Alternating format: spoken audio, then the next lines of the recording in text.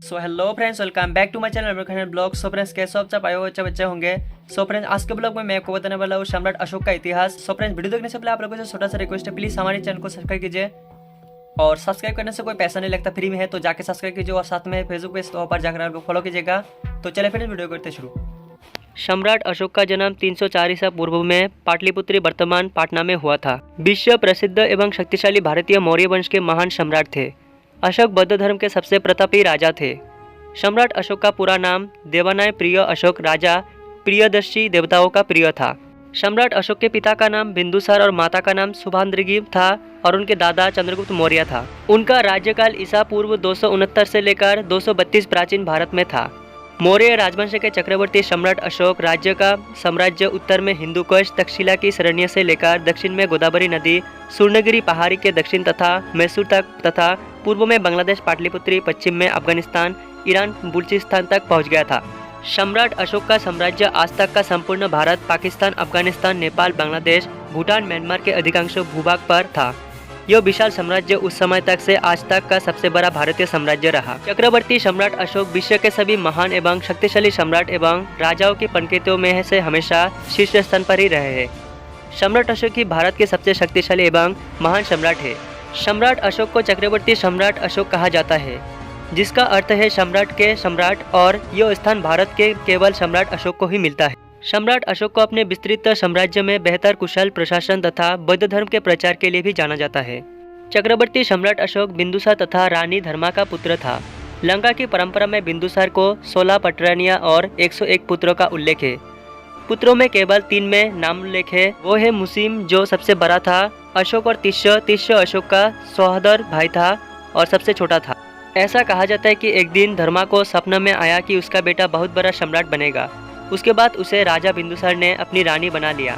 सम्राट अशोक ने संपूर्ण एशिया में तथा अन्य आज के सभी महाद्वीपों में बौद्ध पंथ का प्रचार किया। सम्राट अशोक ने संदर्भ में स्तंभ एवं शिलालेख आज भी भारत में कई स्थानों पर दिखाई देते हैं। इसलिए सम्राट अशोक के ऐतिहासिक जानकारी अन्य किसी भी सम्राट या राजा से बहुत व्यापक रूप से मिल जाती है।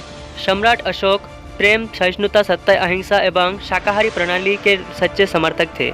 इसलिए उनका नाम इतिहास में महान परोपकारी सम्राट के रूप में भी दर्ज हो चुका है। चक्रवर्ती सम्राट अशोक ने अपने राज्याभिषेक के 8वें वर्ष 261 ईसा पूर्व में कलिंग पर आक्रमण किया था। आंतरिक अशांति से निपटने के बाद 269 ईसा पूर्व में उनका विधिवत राज्याभिषेक हुआ। 13वें शिलालेख के अनुसार कलिंग युद्ध में 1,40,000 सहस्त्र व्यक्ति बंदी बनाकर निर्वासित कर दिए गए। 1 लाख लोगों की हत्या कर दी गए। 2.5 लाख लोगों को घायल हुए। सम्राट अशोक ने नरसंहार को अपनी आंखों से देखा। उपगुप्त बौद्ध शिक्षक से उपाय पूछा। इसमें द्रवित होकर सम्राट अशोक ने शांति, सामाजिक प्रगति तथा धार्मिक प्रचार किया। कलिंग युद्ध ने सम्राट अशोक के हृदय में महान परिवर्तन कर दिया। उनका हृदय मानवता के प्रति दया और करुणा से उद्वेलित हो गया। उन्होंने युद्ध क्रियाओं को सदा के लिए बंद कर देने की प्रतिज्ञा की। यहाँ से आध्यात्मिक और धर्म विजय का युग आरंभ हो गया। उन्होंने महान बौद्ध धर्म को अपना धर्म स्वीकार किया। सिन्हेली अनुसूचित दिवावंश एवं महावंश के अनुसार सम्राट अशोक को अपने शासन के 14वें वर्ष में निगत नामक भिक्षु द्वारा बौद्ध धर्म की दीक्षा दी गई। तत्पश्चात मोगाली पुत्र निस्स के प्रभाव से पूर्ण बौद्ध हो गए थे। दिव्यान के अनुसार सम्राट अशोक को बौद्ध धर्म के दीक्षित करने के श्रेय उपयुक्त नामक बौद्ध भिक्षु को जाता है। सम्राट अशोक अपने शासनकाल के 10 वर्ष में सर्वप्रथम बोधगया की यात्रा की थी, परंतु अपने राज्याभिषेक के 20 वर्ष में लुम्बिनी की यात्रा की थी तथा लुम्बिनी ग्राम को क्रम मुक्त घोषित कर दिया था। अशोक ने लगभग 36 वर्ष तक शासन किया था, जिसके बाद लगभग 232 ईसा पूर्व में उसकी मृत्यु हो गई। उसके कई संतान तथा पत्नियां थी, पर उनके बारे में अधिक पता नहीं है। उसके पुत्र महेंद्र तथा पुत्री संगमंद्री ने बौद्ध धर्म के प्रचार में योगदान दिया था। अशोक की मृत्यु के बाद मौर्य वंश लगभग 50 वर्ष तक चला था। जैन, बौद्ध तथा हिंदू ग्रंथों के अशोक के उत्तराधिकारी के शासन के बारे में परस्पर विरोधी विचार पाए जाते हैं।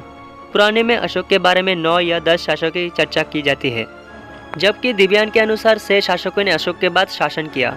अशोक के मृत्यु के बाद साम्राज्य पश्चिमी और पूर्वी भाग में बंट गया। पश्चिमी भाग पर कुलान शासन करता था, जबकि पूर्वी भाग पर संप्रीति का शासन था।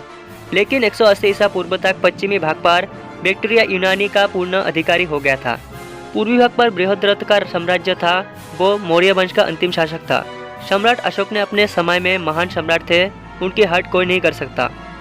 सो फ्रेंड्स, आई होप आपको सम्राट अशोक के इतिहास के बारे में जानकर आपको अच्छा लगा होगा। तो फ्रेंड्स वीडियो अगर अच्छा लगे तो प्लीज़ लाइक शेयर और सब्सक्राइब जरूर करना, और साथ में फेसबुक पेज तो वहाँ पर जाकर आप लोग फॉलो करना। सो आज के लिए इतना ही, मिलते हैं नेक्स्ट ब्लॉग में, और तब तक के लिए ख्याल रखना।